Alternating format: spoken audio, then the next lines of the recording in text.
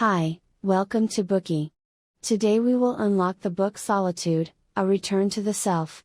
In everyday life, when we describe someone as lonely, we usually pity them.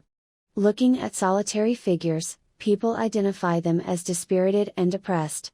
For fear of becoming isolated, many people long for the hustle and bustle of life. They make every effort to maintain intimate interpersonal relationships and seek affirmation in their various friendships to prove that they are doing okay. Often, people gauge whether a person is living happily by the state of his interpersonal relationships. However, is the truth really what we think? Do all people with active and harmonious interpersonal relationships necessarily enjoy happier lives than solitary people? Actually, this is a somewhat lopsided view. Interpersonal relationships do have a very important role to play in life. However, an exclusive focus on external relationships can easily lead us to superficiality. Today, with the exponential growth of information and the inflated stimulation of people's desires, a desultory life can easily make people lose direction and make it difficult to achieve wholesome heartfelt happiness. In fact, groups make many people feel out of place and even slide into negativity. If we can find time to be alone, it will help us connect with our inner feelings. We can use the opportunity to ponder and reflect on our current position, returning to our original purpose, reaffirming our life's meaning and direction. Consequently, solitude is not as negative as it may appear. On the contrary, in many situations, isolated activity has very positive implications. For those at critical moments in their lives, and for people gifted with creativity, solitude is a far more significant benefit than interpersonal intimacies.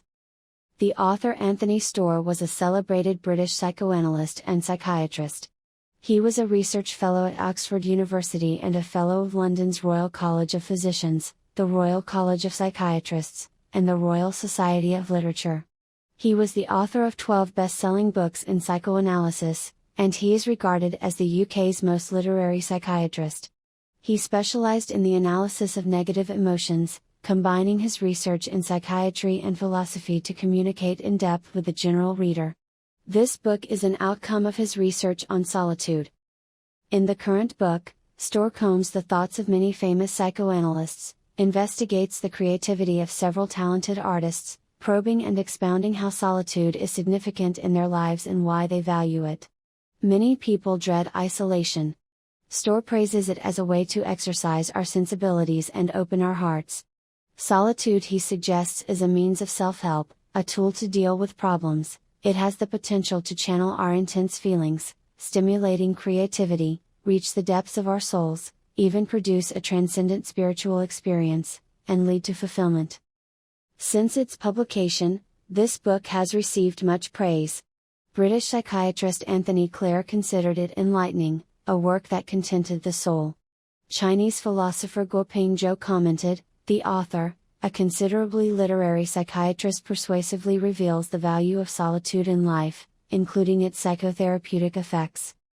In this bookie, we will discuss solitude in 3 parts to support your emotional integrity, improve positivity, and fulfillment. The first part, the positive implications of solitude. The second part, the effect of solitude on creators. And the third part, introspection. Solitude may seem to be a negative state. In fact, in many circumstances, solitude has very positive implications. When we go through a major change, isolation can have a calming effect on our uncertainty and anxiety. You may wonder how solitude can be healing when the word sounds melancholy. Life is a journey of ups and downs. We experience joy and satisfaction and also suffer from traumas and ordeals. When we face significant changes in our lives, care and consolation from our closest confidants, relatives, and friends can be comforting. Still, inner relief must ultimately be a wholly personal process of adjustment. Therefore, a state of solitude is most conducive to communicate with our inner selves and regain serenity. Many people encounter bereavement at some time in their lives. The experience of losing someone you love is difficult to accept. In severe cases, it will even cause the person in mourning extreme mental